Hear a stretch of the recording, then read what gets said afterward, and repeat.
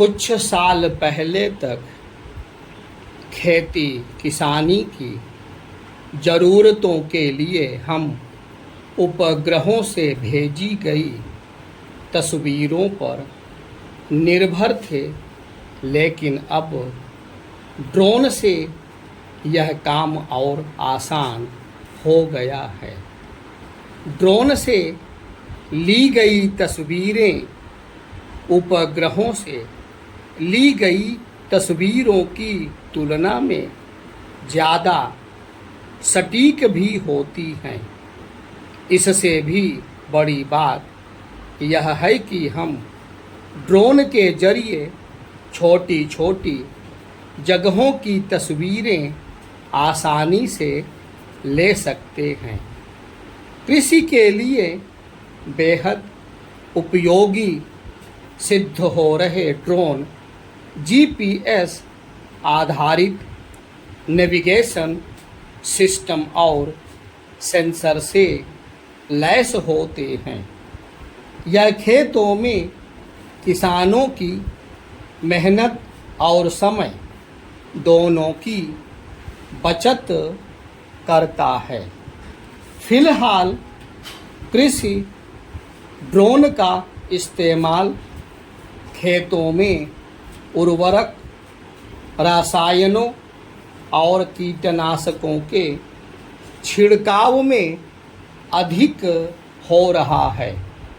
एक कृषि ड्रोन मात्र 20 मिनट में करीब 1 एकड़ खेत में कीटनाशकों का छिड़काव कर देता है।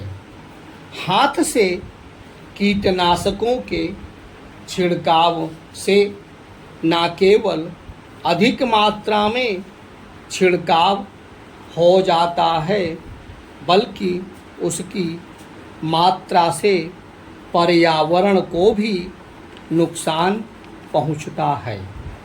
ड्रोन की ऐसी उपयोगिता को देखते हुए सरकार ने कुछ सीमाओं के साथ खेती में ड्रोन के उपयोग की अनुमति दे दी है। इसके लिए सरकार ने स्टैंडर्ड ऑपरेटिंग सिस्टम यानी एसओपी बनाया है। मोदी सरकार के डिजिटल इंडिया अभियान का एक उद्देश्य ग्रामीण क्षेत्रों में डिजिटल आधारभूत ढांचा तैयार करना है, ताकि फसल मानचित्रण, मृदा परीक्षण और सिंचाई आदि में सूचना प्रौद्योगिकी का अधिकतम इस्तेमाल किया जा सके। इस साल के बजट में वित्त मंत्री निर्मला सीतारमण ने कहा भी था कि समावेशी विकास के तहत सरकार फसल मूल्यांकन, भूमि अभिलेखों के डिजिटलीकरण और कीटनाशकों के छिड़काव के लिए किसान ड्रोन के उपयोग को बढ़ावा देगी। मोदी सरकार कृषि बाजार के उदारीकरण के साथ ही खेती किसानी में आधुनिक तकनीक को बढ़ावा देने की नीति पर काम कर रही है। कृषि ड्रोन से बीजरोपण से लेकर पानी और कीट प्रबंधन की सटीक जानकारी मिलेगी। कृषि ड्रोन सेंसर तकनीक और इंटेलिजेंस सिस्टम द्वारा बड़े क्षेत्र में कम समय में बीजरोपण कर देता है। रोपण प्रणाली वाले ड्रोन सीधे मिट्टी में बीज लगा सकते हैं। चूँकि ड्रोन फसलों में सही मात्रा में कीटनाशकों एवं उर्वरकों का छिड़काव करता है, तो इससे भूमि की शुद्धता बनी रहती है और रसायनों के अधिक प्रयोग की आशंका समाप्त होती है। ड्रोन में लगे सेंसर उन क्षेत्रों की पहचान कर सकते हैं जो बहुत शुष्क होते हैं या जिनमें जलभराव की समस्या होती है। ड्रोन द्वारा सिंचाई की सही योजना बनाई जा सकती है। इसके साथ साथ ड्रोन के द्वारा फसल की गुणवत्ता निगरानी, मृदा स्वास्थ्य की सटीक जानकारी सरलता से प्राप्त हो जाती है। कृषि ड्रोन दुर्गम एवं पहाड़ी क्षेत्रों में और अधिक क्षेत्रफल वाली भूमि की प्रभावी ढंग से देखरेख कर सकता है। खेती की बढ़ती लागत और प्राकृतिक आपदाओं में बढ़ोतरी के कारण कृषि किसानों को नुकसान उठाना पड़ रहा है। ड्रोन फसलों को लेकर सही आकलन करता है। फसल नुकसान के दावों को जल्द निपटाने के लिए सरकार ने ड्रोन से सर्वे कराने का निर्णय लिया है। पीएम फसल बीमा योजना को प्रभावी तरीके से लागू करने के लिए प्रधानमंत्री मोदी ने तकनीक के अधिक से अधिक इस्तेमाल करने के निर्देश दिए हैं। इसी को देखते हुए कृषि सहित 12 मंत्रालयों का ड्रोन के अनिवार्य उपयोग के लिए चयन किया गया है। यूरिया के अंधाधुंध इस्तेमाल से न केवल ज़मीन बंजर हो रही है बल्कि लोगों के स्वास्थ्य पर भी विपरीत असर पड़ रहा है। इसी को देखते हुए इफ़को ने नैनो यूरिया लॉन्च किया है। इससे 50 किलो के एक कट्टे जितनी यूरिया 500 मिलीमीटर की बोतल में आ जाएगी। नैनो यूरिया के छिड़काव के लिए ड्रोन उपयोगी है।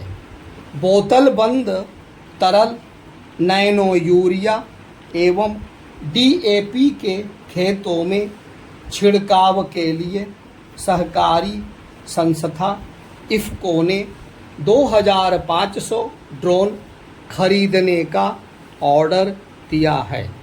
इन ड्रोन को चलाने के लिए 5000 युवाओं को प्रशिक्षित किया जाएगा। ड्रोन की ऊंची कीमत और किसानों की आर्थिक स्थिति को देखते हुए सरकार किसानों को ड्रोन खरीदने पर सब्सिडी दे रही है। यह सब्सिडी अनुसूचित जाति, जनजाति, छोटे एवं सीमांत किसानों, महिलाओं, पूर्वोत्तर के किसानों के लिए ड्रोन के खरीद मूल्य का 50% या अधिकतम 5 लाख रुपए है।